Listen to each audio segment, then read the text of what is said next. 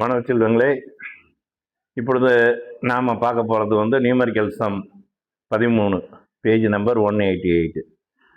Question படிக்கிறேன். எல்லாரும் books எடுத்து வச்சுக்கிங்க. கையில் கண்டிப்பாக பென்சில் வச்சுக்கிங்க. அதாவது பார்ட்னர் பொறுத்த வரைக்கும் Surjit and Rakhi were sharing profit and losses in the ratio of 3:2. அப்போ எஸ் அண்ட் ஆர் ரெண்டு பேரும் பார்ட்னர், கிடைக்கக்கூடிய லாபத்தை வந்து 3:2 வீதம் பிரித்து எடுத்துக்கிறாங்க. பேலன்ஸ் ஷீட் கொடுத்துருக்காங்க. லைபிலிட்டி சைடில் நமக்கு தேவையானது ரிசர்வ் மார்க் பண்ணிக்கிங்க. அதுக்கு அடுத்தது மிஸ்ஸஸ் எஸ் லோன் கொடுத்துருக்காங்க. அதாவது கிரெடிட்டார்ஸ் கொடுத்துருக்காங்க. அதுக்கு அடுத்தது மிஸ்ஸஸ் எஸ் லோன் கொடுத்துருக்காங்க. அதுக்கு அடுத்தது ரிசர்வ் கொடுத்துருக்காங்க. ரிசர்வை டிக் பண்ணிக்கிங்க. அதுக்கு அடுத்தது கேபிட்டலாக டிக் பண்ணிக்கிங்க.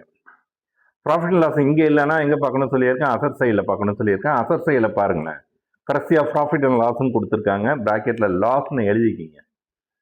ப்ராஃபிட் அண்ட் லாஸ் போட்டு ப்ராக்கெட்டில் லாஸ், அதையும் டிக் பண்ணிக்கிங்க.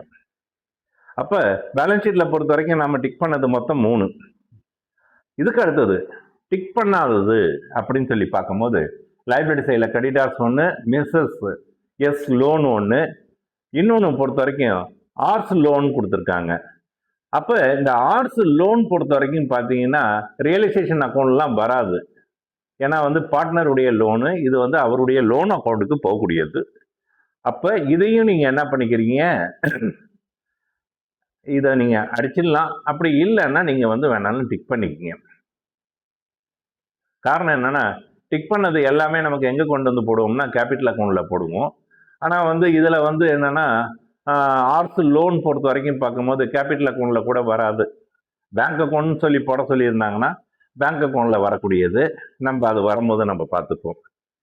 இதுக்கு அடுத்தது அசோசியேட்டில் பொறுத்த வரைக்கும் பேங்கை டிக் பண்ணிக்கிங்க. டிக் பண்ணாதது பொறுத்த வரைக்கும் பார்த்தீங்கன்னா ஸ்டாக் ஒன்று இருக்குது, டெப்டார்ஸ் ஒன்று இருக்குது, ஃபர்னிச்சர் இருக்குது, பிளான்ட் இருக்குது, இன்வெஸ்ட்மெண்ட் இருக்குது. இந்த ப்ராஃபிட் அண்ட் லாஸ்னால் லாஸ்ன்னு சொல்லி அதையும் டிக் அடிக்க சொல்லியாச்சு. இப்போ இந்த டிக் அடிக்கிறது ஃபுல்லாகவே வந்து எங்கே வராதுன்னா ரியலைசேஷன் அக்கௌண்ட்டில் வராது. சரி, இது ஒன்று முடிஞ்சு போச்சு.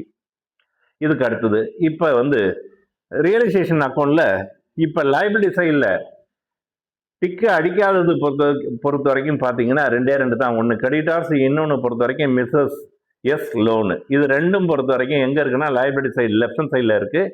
இது ரியலைசேஷன் அக்கௌண்ட்டில் எங்கே வந்துடணும்னா ரைட் ஹேண்ட் சைடில் வந்துடும்.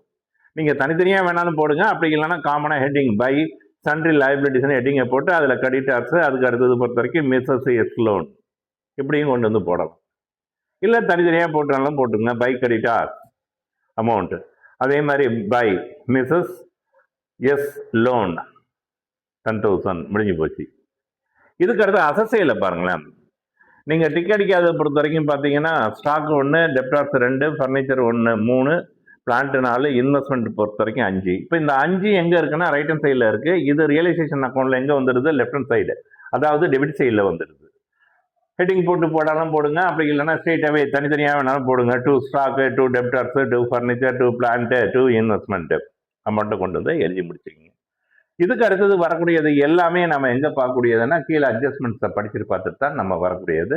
அது வந்து நம்ம அட்ஜஸ்ட்மெண்ட்ஸ் படிக்கும் போது நான் அப்படியே 1 by 1 சொல்லிட்டு வரேன். இப்போ கீழே அட்ஜஸ்ட்மெண்ட்ஸ் வரும். த ஃபர்ம் வாஸ் டிசால்வ்டு. அப்போ இந்த கொஸ்டின் பொறுத்த வரைக்கும் பார்க்கும்போது டிசொல்யூஷன் ஆஃப் பார்ட்னர்ஷிப் ஃபர்ம் நமக்கு கடைசி பாடம், அதாவது 4வது பாடம் சொல்லி தெரிஞ்சுக்கிட்டோம். இதுக்கு அடுத்தது 1, S agreed to take over the investment at ₹8,000 and to pay Mrs S loan. அதாவது பார்ட்னர் எஸ் என்ன சொல்கிறாருன்னா, இன்வெஸ்ட்மெண்ட் அமௌண்ட்டை 8,000 மதிப்புக்கு நான் எடுத்துக்கிறேன், அதே மாதிரி என் ஒய்ஃபுக்கு பே பண்ண வேண்டிய லோன் அமௌண்ட்டை அதை நான் பார்த்துக்கிறேன் அப்படின்னு இருக்காரு. முதல்ல இன்வெஸ்ட்மெண்ட் அமௌண்ட் அசட்ஸை எடுத்தாவே அது எங்கே வரும்னா பார்ட்னர் எடுத்துக்கிட்டால் பை சைடில் வரும். அப்போ ரியலைசேஷன் அக்கௌண்ட்டில் பை எஸ் கேபிட்டல் அக்கௌண்ட் ப்ராக்கெட்டில் இன்வெஸ்ட்மெண்ட் டேக்கன்னு போட்டுங்க, அமௌண்ட்டு கொண்டு வந்து போட்டுங்க. அதே மாதிரி இவர் வந்து லைபிலிட்டி சைட்டை தான் ஒத்துக்கிட்டாரு. யாருன்னா தன்னுடைய ஒய்ஃபுக்கிட்டேருந்து வாங்கின லோனை நான் பே பண்ணிக்கிறேன்னு சொல்லிட்டாரு. அப்போ அது எங்கே வரும்னா 2 சைடில் வந்துடுது. 2 S capital Mrs S loan எவ்வளோ அமௌண்ட்னா அதை கொண்டு வந்து போட்டுங்க. அப்போ 2 டிரான்சாக்ஷன் ஃபர்ஸ்ட் இதில் 2 இது முடிஞ்சு போச்சு. இதுக்கு அடுத்தது அதர் அசட்ஸ் வேர் ரியலைஸ்டு ஆஸ் ஃபாலோஸ். இப்போ வந்து அசட்ஸ் எல்லாமே நம்ம வித்து ரியலைஸ் பண்ணியிருக்கோம். மொத்தம் 4 இது ரியலைஸ் பண்ணியிருக்கோம். நீங்கள் பை பேங்க்னு போட்டு தனித்தனியாக வேணாலும் போடலாம். அப்படி இல்லைன்னா காமனாக பை பேங்க் ஒன்று போட்டுட்டு எல்லாமே ஸ்டாக்கு, டெப்டார்ஸு, ஃபர்னிச்சரு, பிளான்ட்டு எல்லா அமௌண்ட்டையுமே இப்படி அவுட்டர் காலத்தில் கொண்டு வந்து போட்டுக்கலாம். எப்படி வேணாலும் செஞ்சுக்கிங்க. அதாவது பை பேங்க்கு பிராக்கெட்ல ஸ்டாக்கு, பை பேங்க்கு பிராக்கெட்ல டெப்டார்ஸு, பை பேங்க்கு பிராக்கெட்ல ஃபர்னிச்சர், பை பேங்க்கு பிராக்கெட்ல பிளான்ட்டு இப்படியும் எழுதிக்கலாம். அப்படி இல்லைன்னா காமனாக பை பேங்க் அக்கௌண்ட் அப்படின்னு போட்டு ஹெட்டிங்கை போட்டுக்கிட்டு அந்த 4த்தையும் அமௌண்ட்டை வந்து டைரெக்டாகவே நீங்கள் அவுட்டர் காலத்தில் ட்ரான்ஸ்ஃபர் பண்ணிக்கிங்க. அடுத்தது எக்ஸ்பென்சஸ் ஆன் ரியலைசேஷன். அப்போ எக்ஸ்பென்சஸ்னால் வந்து நமக்கு பொறுத்த வரைக்கும் இங்கே வந்துடும் டெபிட் சைடில் வந்துடும் ரியலைசேஷன் அக்கௌண்ட்டில் டு பேங்க் அக்கௌண்ட் ப்ராக்கெட்டில் எக்ஸ்பென்சஸ் எவ்வளோ அமௌண்ட்னா அந்த அமௌண்ட்டை கொண்டு வந்து போட்டுங்க. அதுக்கு அடுத்தது creditors agreed to accept ₹37,000 as full settlement. Creditors என்ன சொல்லிட்டாரு, எனக்கு 37,000 கொடுத்தா போதும்னு சொல்லிட்டாரு. நம்ம பொறுத்த வரைக்கும் நம்ம அமௌண்ட் பேமெண்ட் ஆகுது. அப்போ வந்து டு பேங்க் அக்கௌண்ட் பிராக்கெட்டில் வேணா கிரெடிட்டார்ஸ் எவ்வளோ அமௌண்ட்னா 37,000. இதுக்கு அடுத்து அக்கௌண்ட்டை க்ளோஸ் பண்ணுறீங்க. டெபிட் சைடில் தான் அமௌண்ட் அதிகமாக இருக்குது. அப்போ கிரெடிட் சைடில் அமௌண்ட்டு குறையுது. அப்போ அந்த ரவுண்டப் பண்ணியிருக்கோம். எவ்வளோ அமௌண்ட்னா 6,600. அப்போ இது லாஸ்.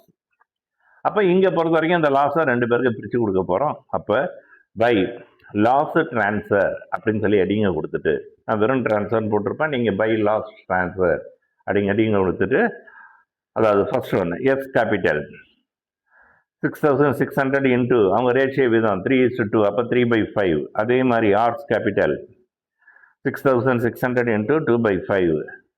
அப்போ 2 அமௌண்ட்டையும் இன்னர் காலத்தில் போட்டு ஹேர் கோலுக்கு போட்டு அவுட்டர் காலத்தில் அமௌண்ட் அந்த அமௌண்ட்டு 6,600 ரவுண்ட் அப் பண்ணி காட்டிடுங்க. அப்போ உங்களுக்கு பொறுத்த வரைக்கும் ரியலைசேஷன் அக்கௌண்ட்டு முடிஞ்சு போச்சு. இதுக்கு அடுத்தது கொஸ்டினில் பொறுத்த வரைக்கும் நமக்கு கேட்டிருக்கிறது வந்து ரியலைசேஷன் அக்கௌண்ட், அதுக்கு அடுத்து partners capital account, bank account கேட்டிருக்காங்க. அதுக்கு அடுத்தது பார்ட்னர்ஸ் கேபிட்டல் அக்கௌண்ட் பார்ப்போம். இப்போ ஹெட்டிங் பார்ட்னர்ஸ் கேபிட்டல் அக்கௌண்ட் போட்டாச்சு. டெபிட் சைடில் பொறுத்த வரைக்கும் இன்னர் காலம் எஸ்ஸுக்கு, அவுட்டர் காலம் ஆருக்கு. அதே மாதிரி கடைசி சைடில் பொறுத்த வரைக்கும் இன்னர் காலம் எஸ்ஸுக்கு, அவுட்டர் காலம் ஆருக்கு. இப்போ டிக் பண்ணது எல்லாமே, அதாவது பழைய பேலன்ஸ் ஷீட் பாருங்கள், கொஸ்டினில் உள்ள பேலன்ஸ் ஷீட் பாருங்கள். லைப்ரரி சைடில் டிக் பண்ணது பொறுத்த வரைக்கும் முதல்ல கேபிட்டல். அப்போ நம்ம அதை எப்படி எழுதுவோம்னா பை பேலன்ஸ் ப்ராடவுன் 2 பேருனுடைய கேபிட்டல் அமௌண்ட், இவருக்கு 10,000, இவருக்கு பொறுத்த வரைக்கும் 8,000. அதுக்கடுத்து என்ன இருக்குன்னா அந்த ரிசர்வ் அமௌண்ட்டு. அந்த ரிசர்வ் அமௌண்ட்டை நம்ம பிரித்து கொடுக்க போகிறோம். பிரித்து கொடுக்கும் போது அவங்க ரேஷியோ விதம். அப்போ எவ்வளோ அமௌண்ட்டுனா வந்து 15,000 இன்ட்டு 3/5 எவ்வளோ அமௌண்ட்னா இவருக்கு 9,000. அப்போ ரிமைனிங் இருக்கிறது இவருக்கு 6,000. ஒன்று முடிஞ்சு போச்சு. இதுக்கு அடுத்தது ரியலைசேஷன் அக்கௌண்ட்ல கேபிட்டல் எங்கெங்க இருக்குன்னு சொல்லி பார்க்குறோம். இங்கே பாருங்க டெபிட் சைடில் 2S கேபிட்டல். தட்ஸ் மீன் என்னன்னா மிஸ்ஸஸ் எஸ் லோனை வந்து இவர் ஒத்துக்கிட்டார்ல, இது எங்கே வந்துடும்னா ஆப்போசிட் சைடில், இந்த சைடில். அப்போ பை ரியலைசேஷன் அக்கௌண்ட் போட்டு ப்ராக்கெட்டில் வேணா மிஸ்ஸஸ் எஸ் லோன் அமௌண்ட்டு பொறுத்த வரைக்கும் எஸ்ஸுக்கு நேராக 10,000 ரூபா. ஒன்று முடிஞ்சு போச்சு. அதே மாதிரி பை சைடில் பாருங்களேன், இன்வெஸ்ட்மெண்ட்டை எடுத்துக்கிட்டாரு பாருங்க. இது பை சைடில் இருந்தால் இது ஆட்டோமேட்டிக்காக அங்கே வந்துடும் டூ சைடில். அப்போ டூ ரியலைசேஷன் ப்ராக்கெட்டில் வேணால் இன்வெஸ்ட்மெண்ட் டேக்கன் எவ்வளோ அமௌண்ட்டுக்கு எடுத்திருக்காருன்னா 8,000. அப்போ அவருக்கு நேராக 8,000. அடுத்தது பொறுத்த வரைக்கும் ரியலைசேஷன் நமக்கு லாஸ் வந்துருக்குது. லாஸ் எங்கே வந்துருக்கும்? ரியலைசேஷன் அக்கௌண்ட்டில் கடைசி சைடில் இருக்குது.